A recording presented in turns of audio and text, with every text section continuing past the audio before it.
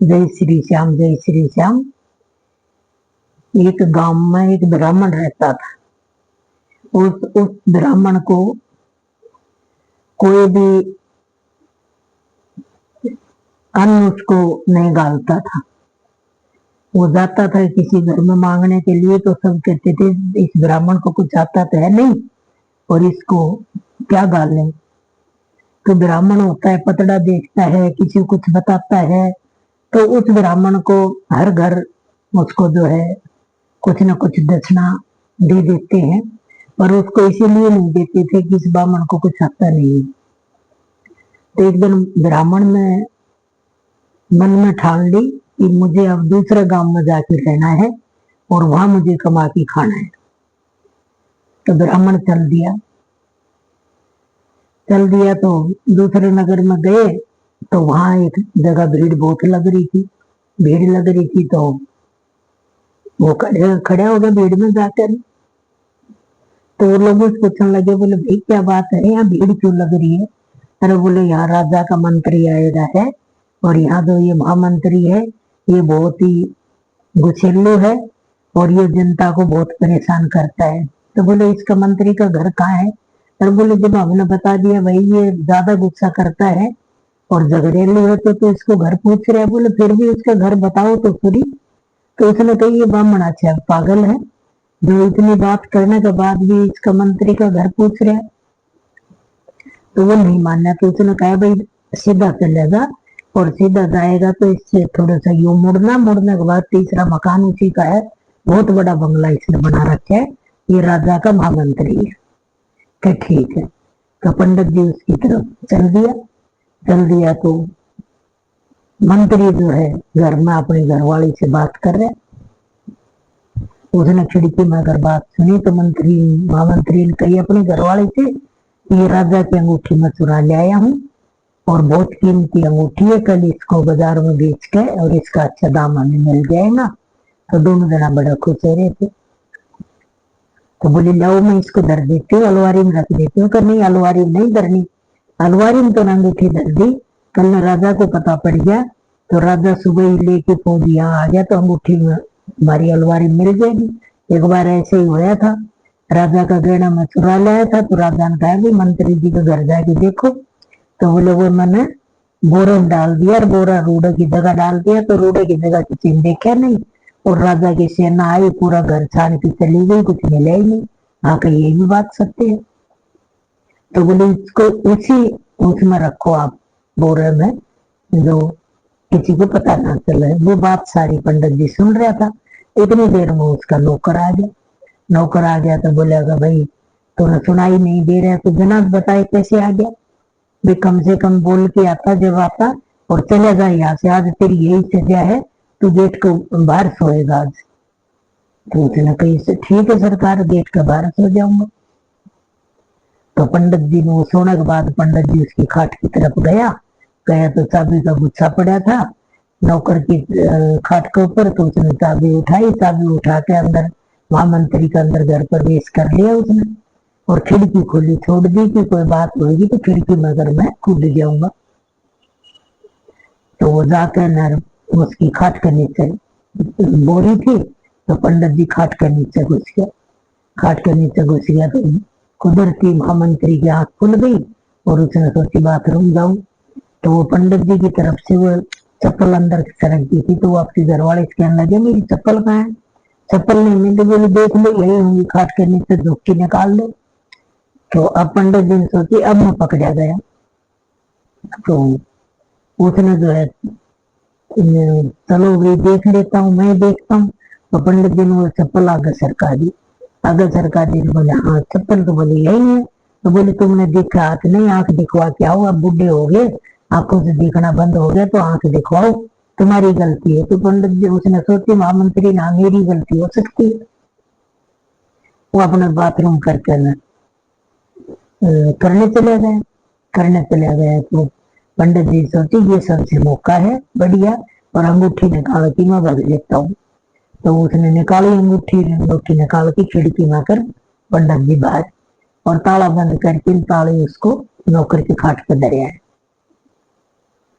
तो वहां धर के निकल दिया चल दिया तो आगे गया कि भाई चलो मैं अब बाहर जाता हूँ, अपना गांव जाऊंगा।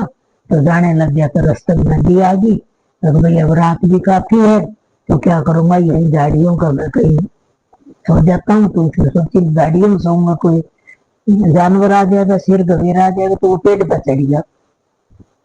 पेड़ पर चढ़ गया तो उसने पेड़ पर सोच बैठे में डाली पर लट के नींद आ गई। नींद आ गई तो सुबह हुआ तो राजा की लड़की वहां घाट पर नहाने के लिए आ गई। नहाने के लिए आ गई तो वो सोचे भाई राजा की लड़की नहाने आई है, तो उसने मुंह फेर के बैठ गया। वो अब भाई किसी स्त्री को देखना नहाते हुए तो ये अच्छी बात नहीं। पर वो हार निकाल रही थी जब उसने देख लिया था कि उसने फूल के पेड़ के नीचे उसने हार रखा है। तो जो ना के राजा की लड़की अपने घर चली गई। कहीं तो उसने अपने बाप से कही भाई मेरा हार खो गया। राजा ने सारा ढिंढोरा पिटवा दिया, भाई राजा राजकुमारी का हार खो गया, जिसको मिलेगा उसको इनाम दिया जाएगा। वो बात पंडित जी ने देख रखी थी। पंडित जी बोले भाई मैं जानता हूँ हार कहाँ। बोले चल हार जानता है तो चल। तो वो ले गया। बोले पंडित जी हार को तो जानते हैं, और महाराज ये कहते मैं जानता हूँ। तो बोले चलो बताओ पंडित जी। बोले बताऊंगा, पहले मुझे भोजन करवाओ और 11 रुपये की दक्षिणा दो, तब मैं बताऊंगा। क्या ठीक है, 11 रुपये की दक्षिणा देंगे, भोजन। बोले भाई पंडित जी के लिए बढ़िया सा सत पकवान बनवाओ और इसको दिलवाओ, फिर ये हार के बारे में बताएंगे। तो अब वो भोजन बनने लग गया। इतना वो पंडित जी बाहर निकल लिया, अपना वहाँ बगीचा में घूमने लग गया। बगीचा में घूम के उसने गुलाब का फूल तोड़ लिया, लाके गुलाब का फूल टेबल पर रख दिया। टेबल पर रख दिया तो पंडित जी ने भोजन कर लिया। भोजन करने के बाद उसने कही बताओ पंडित जी। बोले दक्षिणा आपकी बेटी मुझे दक्षिणा देगी तो मैं 11 रुपया दक्षिणा लूंगा। बोले ठीक है बेटी से दिलवा देता हूँ। तो उसने आवाज लगाई, राजकुमारी जी बाहर आओ। आगे बोले बोले पिताजी। डरती से आई। बोले भाई ये पंडित जी दक्षिणा आपका हाथ से लेंगे और इसको 11 रुपया दक्षिणा दो। बोले ठीक है। तो बोले ये टेबल पर 11 रुपया रखे, ये उठा के दे दे। तो वो जैसे 11 रुपये उठाने लगी, उसने गुलाब का फूल दिखा। तो उसने कही पिताजी मेरे याद आ गया मेरा हार किसी ने चोरी नहीं करा। बोले कैसे। बोले मैं नहाने गई थी नदी किनारे, तो मैंने गुलाब के फूल के पास मेरा हार दिखे, वहां है। तो बोले भाई जाओ। तो सैनिक भेज दिया, सैनिक भेजा, हार मिल गया। हार मिल गया तो बोले भाई पंडित जी बहुत विद्वान पंडित जी, बहुत अच्छा पंडित जी, हार बता दिया। बोले कर महाराज मैं वैसे कहता तो तुम मुझे सजा देते, अब तुमने मेरी बेटी को नहाते हुए देख लिया तो इसलिए मैं ये मेरी विधि अपनाई और जब मैंने ये बताया आपको।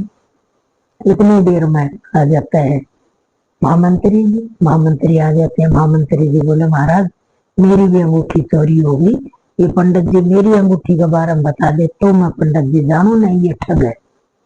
बोले कोई बताएगा क्यों नहीं बताएगा। तो बोले फिर पंडित जी ने कही पंडित जी ये भी मुझे, बोले महाराज जी ये भी मुझे जमाए अपने घर पर और 11 रुपया का मेरे को दान दे तब मैं बताऊं। बोले ठीक है बता दूंगा। तो ले गया। तो बोले महाराज आप भी साथ चलो। हाँ बोले मैं भी चलूंगा देखने के लिए, पंडित जी की बात तो मैं भी सुनने चलूंगा। तो महामंत्री के घर पहुंच गए। घर पहुंच गए तो भोजन करवाया और फिर बोले भाई एक तुलसा का पत्ता ले आओ, सूखा तुलसा का पत्ता, और इस गिलास के नीचे रख दो।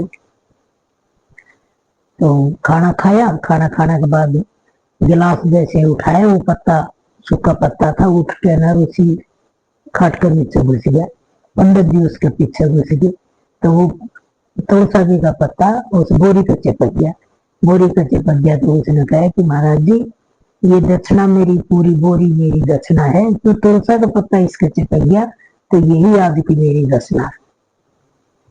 अब महामंत्री सोचे भाई इसमें जो इसने बोरी मुद्दी मार दी तो सारा जेवर हीरा जेवरात निकलेंगे राजा के सामने, मेरी पोल खुल जाएगी और मैं तो मारे गया, राजा मुझे मार देगा।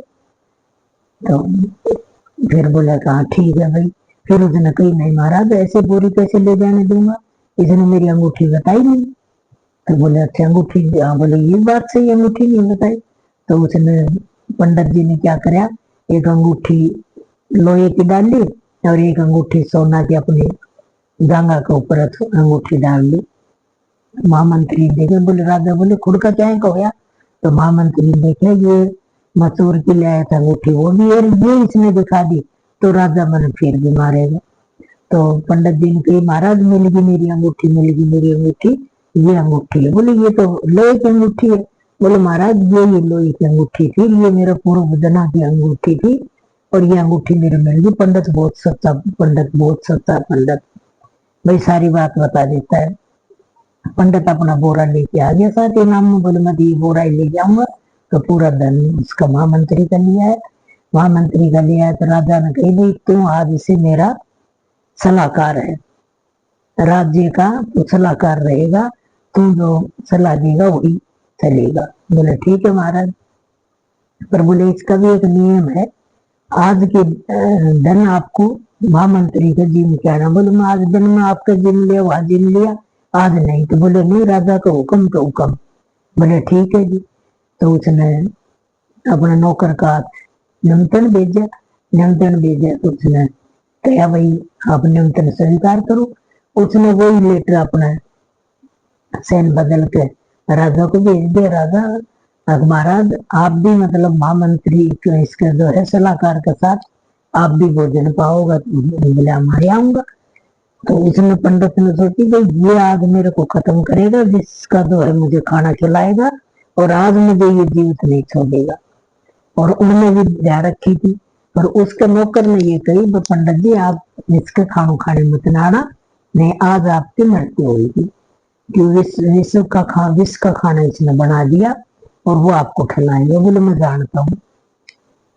तो महाराज बोले तो उसने कहा भाई मेरा जो है राजघराने की थाली में भोजन परोसा जाए। बोले ठीक है। तो वो भी परोस दिया। तो पंडित तो साथ महाराज को देखते पंडित जी, महाराज आप भी आ गया। बोले मैं भी आ गया। बोले मैंने तो आपको बुलाया नहीं। बोले बुलाया क्यों नहीं, तूने मेरे को बुलाया है।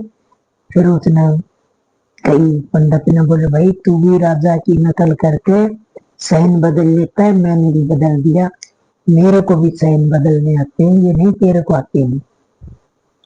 तो ये सब कुछ मैंने कराया। बोले पंडित जी मैं तेना छोड़ूंगा नहीं, सारा मेरा धन ले गया। और तो बोले चलो कोई बात ना, महाराज को खाना खिलाओ। अब दोनों जना सोचो जब महाराज ने खाना खा लिया तो रानी और राजकुमारी मुझे नहीं छोड़ेंगी, और महाराज बच गया तो महाराज मुझे नहीं छोड़ेगा, तो मेरी तो दोनों तरफ मृत्यु हो। तो पंडित जी को बाहर ले गए। बोले भाई क्या चर्चा कर रहे हो। बोले कुछ नहीं, ये अपना बगीचा दिखा के ले रहे हैं, वो तुलसा का पौधा कितना है वो देखते आ रहे। बोले चलो देख आओ। बोले साथ ही खाएंगे भोजन, देख आओ। तो महामंत्री ने कही पंडित जी मेरी जान बचाओ और आज के बाद ऐसा काम मैं नहीं करूंगा। तो बोले भाई किसी की मृत्यु करना धोखे से ये महापाप है, ऐसा नहीं करना चाहिए। फिर उसने राजा से कही महाराज ठंडी पूरी हो गई है और ताजा पूरी आप खातिर में बनवाता हूँ। तो उसने महामंत्री के घर वाले ने वह ठंडी पूरी उठा ली। तो पंडित ने ये कहा था दूसरी थाली जाओ उसमें एक बाल डाल जाना, तो मैं कहूंगा ये महाराज ये खाना नहीं खाना चाहिए, तो वो पूरी थाली आप उठा लेना और बदल देना। बोले ठीक है। तो उसने वैसे ही करे, वैसे ही करे। तो महाराज ने कही कोई नहीं, बाल तो गिर जाता है, कोई दिक्कत नहीं। बोले नहीं महाराज ये सुगन है, दूसरी थाली आएगी। तो वह थाली उठा ली और उसको भी पंडित ने बचा दिया, और पंडित उसका जो है महाराज का सलाहकार बन गया, वो महामंत्री रह गया। और फिर उसके बाद दोनों जना महाराज की सेवा करने लग गया। तो जैसे महामंत्री को सीख पंडित ने दी, ऐसी सीख सभी को मिलनी चाहिए और सभी की भलाई के लिए कार्य करना चाहिए। जय श्री श्याम, जय श्री श्याम।